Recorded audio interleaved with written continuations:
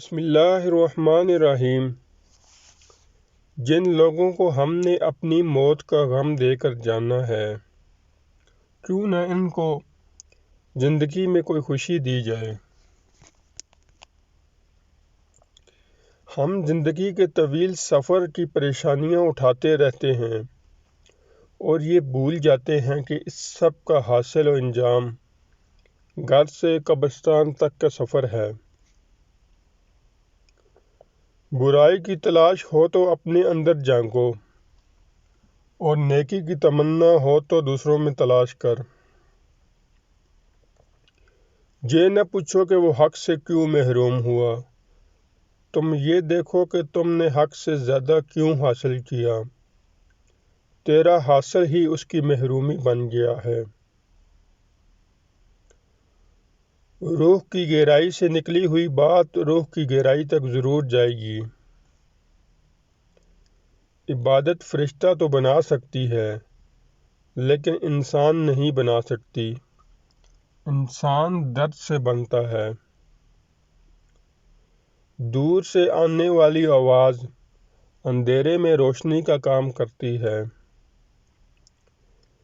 مرنے والا اس وقت ہی مرتا ہے جب اسے یاد کرنے والا مر جائے۔ انسان فرعون والی زندگی اور موسیٰ والی عاقبت چاہتا ہے۔ انسان سے محبت وہی کر سکتا ہے جس پر خدا مہربان ہو۔ اللہ کے محبوب، اللہ کے ولی کسی سے ایک دفعہ تعلق قائم کرنے کے بعد اس تعلق کو توڑتے نہیں، بازو پکڑنے کی لاج رکھتے ہیں۔ سوچنے والوں کی دنیا دنیا والوں کی سوچ سے الگ ہوتی ہے۔ بدتمیز ہونا بد مزاج ہونے سے زیادہ خطرناک ہے۔ آج کا انسان صرف دولت کو ہی خوش نصیبی سمجھتا ہے، اور یہی اس کی بد نصیبی کا ثبوت ہے۔ لوگوں سے الگ رہ کر سوچو گے تو لوگوں سے الگ سوچ مل جائے گی۔ دو منصوبوں پر کام یکسوئی سے محروم کر دیتا ہے، اور یکسوئی کے بغیر عروج حاصل نہیں ہوتا ہے۔ آؤ 4 دن کی زندگی میں زہر گھولنا بند کر دیں اور اذیت لینے اور دینے کے اذیت ناک عمل سے توبہ کر لیں۔ غم اور پریشانی دراصل انسانی فیصلے اور اللہ تعالیٰ کے حکم کے درمیان فرق کا نام ہے۔ آج کا انسان سکون کی تلاش میں آسمان کے دروازے کھولنے چلا گیا ہے، لیکن اس سے دل کا دروازہ ابھی تک کھلا ہی نہیں ہے۔ آج کا انسان صرف دولت کو ہی خوش نصیبی سمجھتا ہے، اور یہی اس کی بد نصیبی کا ثبوت ہے۔ اللہ کے خوف سے وہ کام اپنی زندگی سے نکال دو جو اللہ کے خوف کا سبب بنتے ہیں۔ دراصل عید کی خوشی مال و دولت سے پیدا نہیں ہوتی، بلکہ یہ روزہ رکھنے والوں کو ہی نصیب ہوتی ہے۔ ہم آرام کی آرزو میں بے آرام ہو رہے ہیں۔ ہم جتنا آرام کے لیے کوشش کرتے ہیں اتنے نقصان میں جاتے ہیں، کیونکہ ہم اپنے اللہ کو بھول کر ہر کام اسلام کی تعلیمات کے خلاف کر رہے ہیں۔ انسان کی ذہانت اس کی زبان کے نیچے پوشیدہ ہوتی ہے۔ حضرت علی۔ جس انسان میں ذاتی کوئی خوبی نہ ہو وہ اپنے لباس سے لے کر اپنے مکان تک اپنی ہر چیز کی تعریف چاہتا ہے۔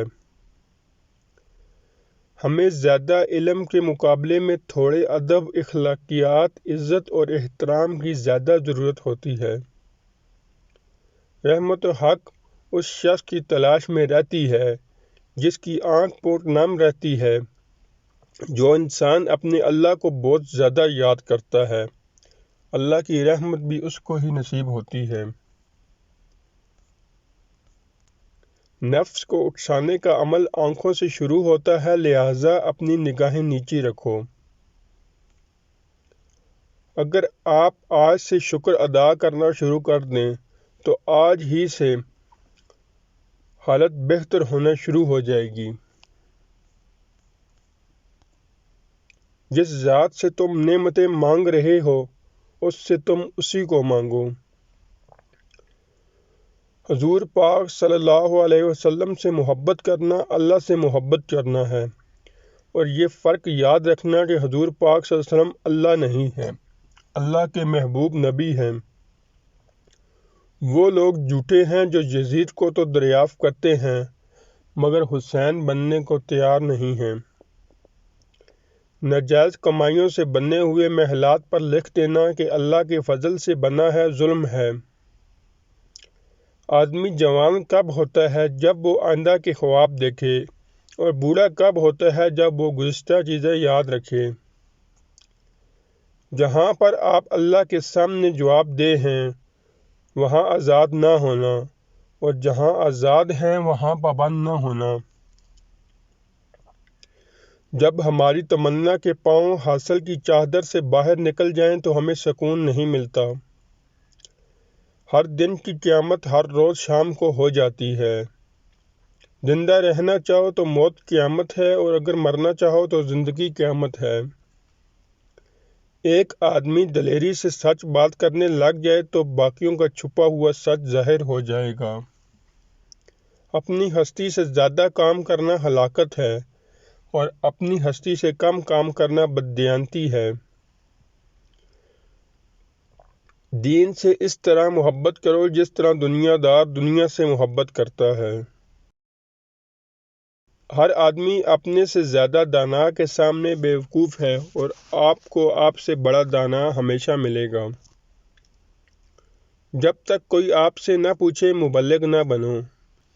ہم ہر دن کا ماتم کرتے ہیں اور ہر صبح کو خوش آمدید کہتے ہیں۔ جن لوگوں نے اللہ تعالیٰ کو یاد رکھا، لوگوں نے ان کی زندگی کے بعد بھی ان کو یاد رکھا۔ قائم ذات سے محبت کرو گے تو تم بھی قائم ہو جاؤ گے۔